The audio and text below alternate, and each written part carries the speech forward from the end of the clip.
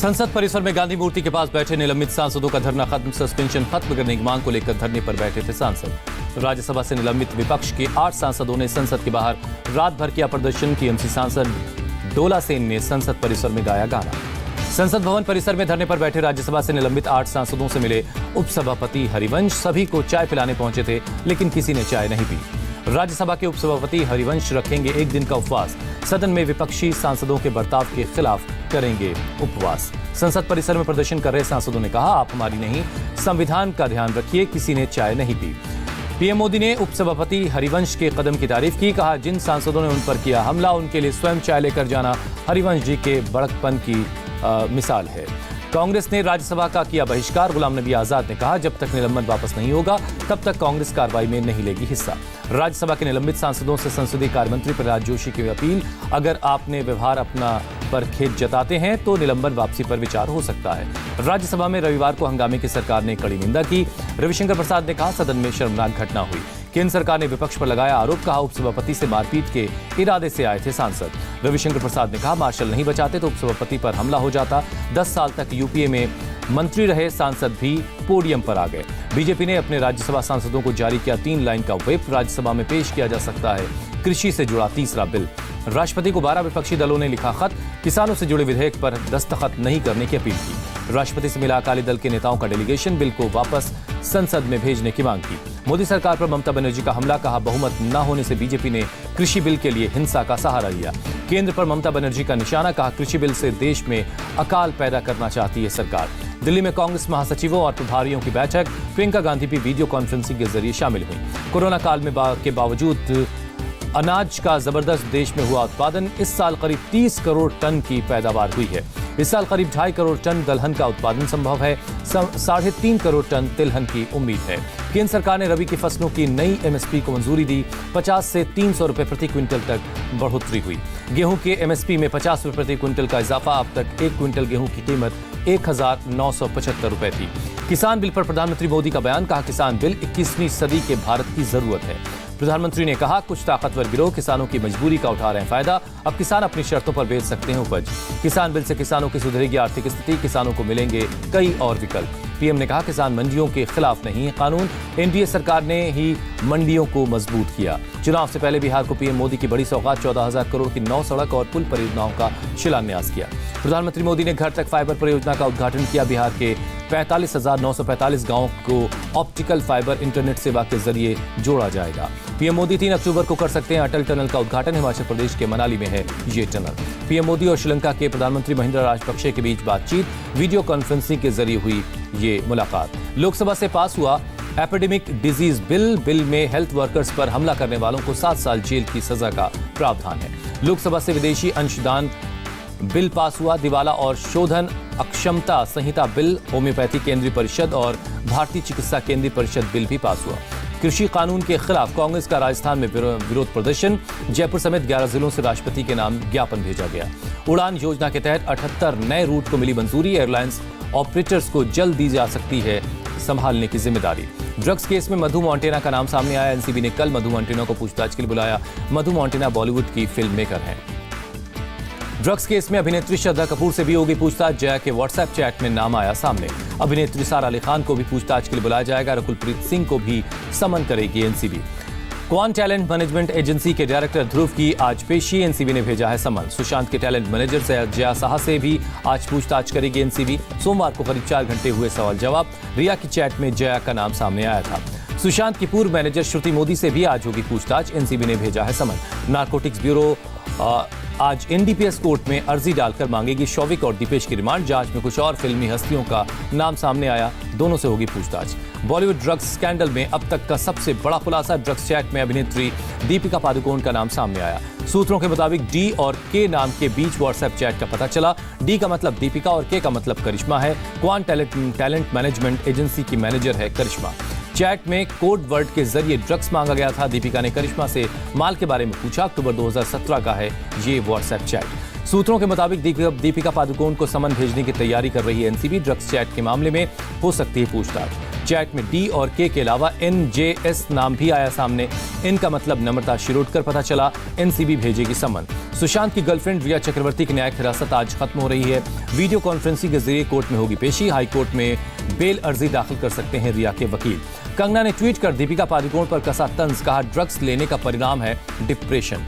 कंगना ने साधा निशाना, कहा तथाकथित हाई सोसाइटी के बच्चे मैनेजर से पूछते हैं माल है क्या। ऑफिस में तोड़फोड़ के मामले में कंगना की याचिका पर आज सुनवाई कर सकता है बॉम्बे हाई कोर्ट। कंगना ने कोर्ट से कहा नहीं कराया था अवैध निर्माण। पावना फार्म हाउस के बोटमैन का बड़ा खुलासा, श्रद्धा सारा रिया सुशांत के साथ आती थी फार्म हाउस। पावना फार्म हाउस के बोटमैन का दावा, सारा 3 बार सुशांत के साथ बोटिंग करने पहुंची। बोटमैन ने बताया कि पार्टी में सभी लोग जमकर नशा करते थे। शौविक, सिद्धार्थ पिठानी, दीपेश भी साथ होते थे। अभिनेत्री पायल घोष देर रात अपने वकील के साथ मुंबई के ओशिवारा थाने पहुंची थी। महिला अधिकारी के नहीं होने की वजह से मामला दर्ज नहीं हो पाया। पायल घोष आज दोपहर अनुराग कश्यप के खिलाफ दर्ज करवाएंगी FIR। अनुराग पर लगाया है यौन शोषण का आरोप।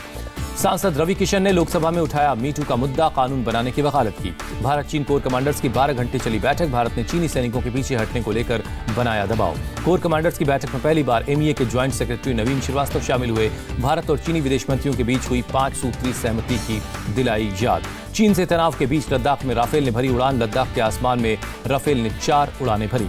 राफेल को जल्द मिलेगी महिला पायलट। भारतीय वायुसेना ने फ्लीट को ऑपरेट करने के लिए शॉर्टलिस्ट किया। नौसेना के इतिहास में पहली बार 2 महिला ऑफिसरों को वॉरशिप पर तैनात किया जाएगा। नौसेना में 17 ऑफिसर्स विंग्स से सम्मानित। जम्मू कश्मीर के बडगाम में एनकाउंटर में एक आतंकी ढेर देर रात से चल रहा था एनकाउंटर। पूरे इलाके में सुरक्षा बलों का सर्च ऑपरेशन जारी है। जम्मू कश्मीर के शाहपुर किरनी सेक्टर में पाकिस्तान ने दागे मोर्टार। भारतीय सेना ने दिया करारा जवाब। जम्मू कश्मीर के सुंदरबनी सेक्टर में पाकिस्तान ने सीजफायर का उल्लंघन किया। भारतीय सेना ने दिया मुंहतोड़ जवाब। जम्मू कश्मीर को विशेष दर्जा खत्म होने के बाद PDP नेताओं ने की पहली बार बैठक। महबूबा मुफ्ती की गैर मौजूदगी में पार्टी उपाध्यक्ष अब्दुल रहमान वीरी ने की अध्यक्षता।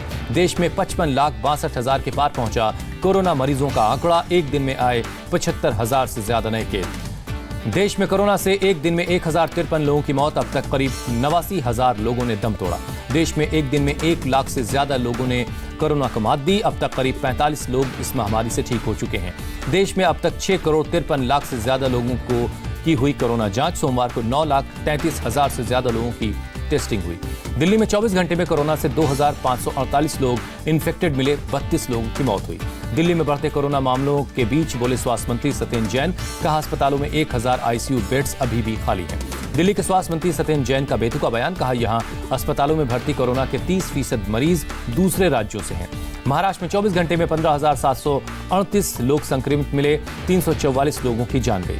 मुंबई में 24 घंटे में 1,837 नए कोरोना केस। 36 मरीजों की जान गई। अब तक 1,86,000 से ज्यादा लोग संक्रमित हैं। महाराष्ट्र पुलिस में 159 नए कोरोना केस मिले। 5 की मौत। अब तक 21,000 से ज्यादा लोग संक्रमित पाए गए हैं। यूपी में कोरोना के 4,703 नए केस। एक दिन में 88 लोगों की मौत। कोरोना मरीजों की तादाद 3,58,000 के पार। लखनऊ में करीब 6 महीने बाद आम लोगों के लिए फिर से खुली है जामा मस्जिद। सोशल डिस्टेंसिंग के साथ नमाज अदा की गई।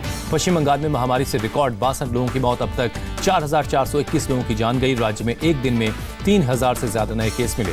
आंध्र प्रदेश में 6,235 लोगों की कोरोना रिपोर्ट पॉजिटिव आई। राज्य में 6,31,000 लोग संक्रमित मिले। 5,410 की मौत हो चुकी है। कर्नाटक में 24 घंटे में कोरोना वायरस से 7,339 लोग इन्फेक्टेड मिले। 122 लोगों की मौत हुई।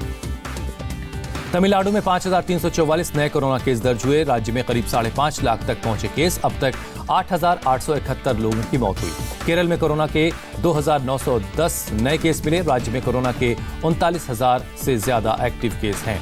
ऑक्सफोर्ड यूनिवर्सिटी के कोरोना वैक्सीन के फेज 3 का ट्रायल शुरू किया। पुणे के सीरम इंस्टीट्यूट में तैयार होगी ये वैक्सीन। अगले साल 31 मार्च तक ऑक्सीजन ले जाने वाली गाड़ियों को परमिशन की जरूरत नहीं होगी। परिवहन मंत्रालय ने जारी किया आदेश। त्रिपुरा में राज्य सरकार के खिलाफ कांग्रेस ने बुलाया 12 घंटे का बंद। कांग्रेस कोरोना से ठीक ढंग से नहीं निपटने का लगाया इल्जाम। जम्मू कश्मीर में स्पोर्ट्स को बढ़ावा देने के लिए सरकार की पहल। 4 करोड़ की लागत से हंदवाड़ा में इंडोर स्टेडियम बनाने का काम जारी है। नवंबर तक हो जाएगा तैयार। जम्मू कश्मीर में हेल्थ को लेकर लोगों में बढ़ी जागरूकता। फिटनेस के लिए बच्चों के साथ माता पिता भी खेलकूद में हिस्सा ले रहे हैं। रामेश्वरम में राज्य सरकार से मछुआरों की मांग। विदेशों में मछली एक्सपोर्ट करने के लिए स्थानीय स्तर पर फीस बाजार बनाने की मांग की।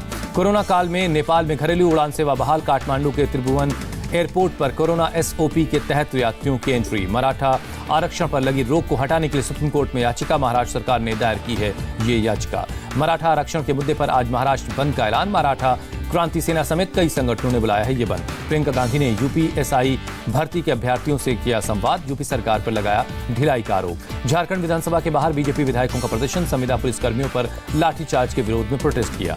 बेंगलुरु में डिप्टी कमिश्नर के दफ्तर के बाहर प्रदर्शन। सैलरी बढ़ाने की मांग को लेकर आशा वर्कर्स का आंदोलन। यूपी के गोरखपुर में बदमाशों ने एक प्रॉपर्टी डीलर की गोली मारकर हत्या की। गंभीर हालत में बीआरडी मेडिकल कॉलेज में भर्ती है। यूपी के आजमगढ़ में सरायमीर इलाके में एयरक्राफ्ट क्रैश, पायलट की मौत। महाराष्ट्र के भिवंडी हादसे में मृतकों की संख्या 20 हुई। 3 मंजिला इमारत के मलबे से 20 लोगों को बाहर निकाला गया। जयपुर में रेत माफियाओं का बोलबाला। अवैध खनन में शामिल 15 लोगों को एएसआई ने पर किया हमला। गुजरात के राजकोट में महंगी हुई सब्जियां। मंडी में महंगाई की वजह से सब्जी खरीदने वालों की संख्या घटी है। आईपीएल मुकाबले में बेंगलुरु ने हैदराबाद को 10 रन से मात दी। युजवेंद्र चहल बने प्लेयर ऑफ द मैच।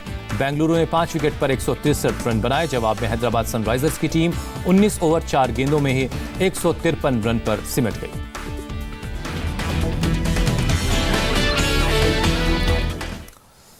और अब इस वक्त की एक बड़ी खबर